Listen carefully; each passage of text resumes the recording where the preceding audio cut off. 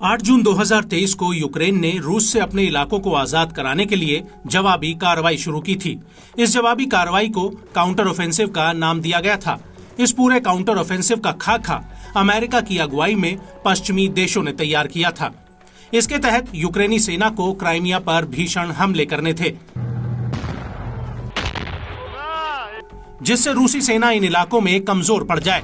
इसके अलावा Crimea bridge को ध्वस्त करके रूसी फौज की रसद सप्लाई को रोका जा सके। लेकिन यूक्रेनी राष्ट्रपति वोलोदिमीर ज़ेलेंस्की ने सेना को क्राइमिया पर फोकस कराने के बजाय अन्य इलाकों में डाइवर्ट कर दिया, जिससे इस जवाबी कार्रवाई की हवा निकल गई।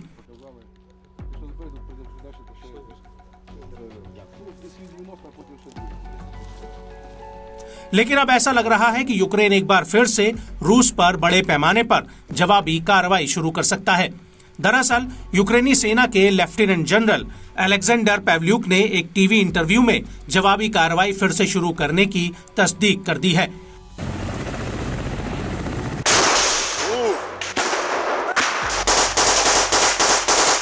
उन्होंने अपने इंटरव्यू में कहा कि सबसे महत्वपूर्ण लक्ष्य रूसी सेना को आगे बढ़ने से रोकना है और यूक्रेनी सेना की टुकड़ियों को फिर से संगठित करना है, ताकि थकी हुई सेना को फ्रंटलाइन से वापस बुलाया जा सके और उनकी जगह पर दूसरे सैनिक भेजे जा सके। और इसके बाद यूक्रेन को एक हमलावर समूह बनाने और जवाबी कार्रवाई करने का मौका मिल जाएगा।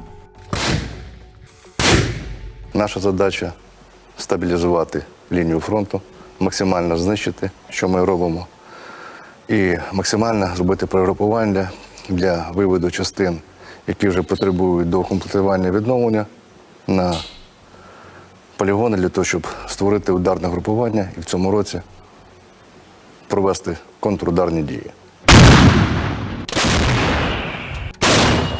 अलेक्जेंडर ने अपने बयान में आगे कहा कि मुझे लगता है कि हम जल्द ही हालातों को स्थिर हालतों में ले जाएंगे और कार्रवाई करने के लिए सैनिकों की तैयारी के लिए हर संभव कोशिश करनी होगी और जिससे लक्ष्य को हासिल किया जा सके।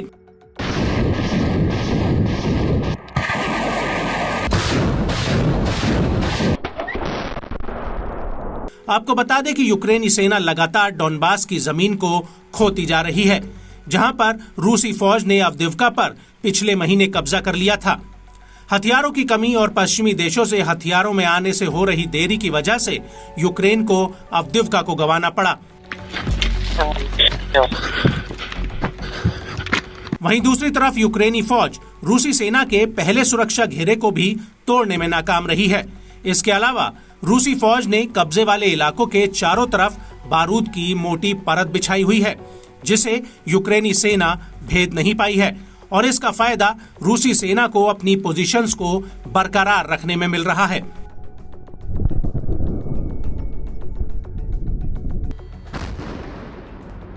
वहीं अगर यूक्रेन की पिछली जवाबी कार्रवाई की बात की जाए तो रूसी रक्षा मंत्रालय का कहना है कि पिछले साल की जवाबी कार्रवाई में यूक्रेनी सेना के 1,66,000 सैनिक मारे गए या घायल हुए थे।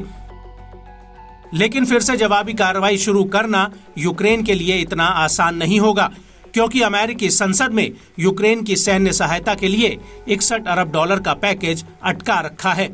अमेरिका की विपक्षी पार्टी रिपब्लिकन्स ने ये पैकेज अटकाया हुआ है।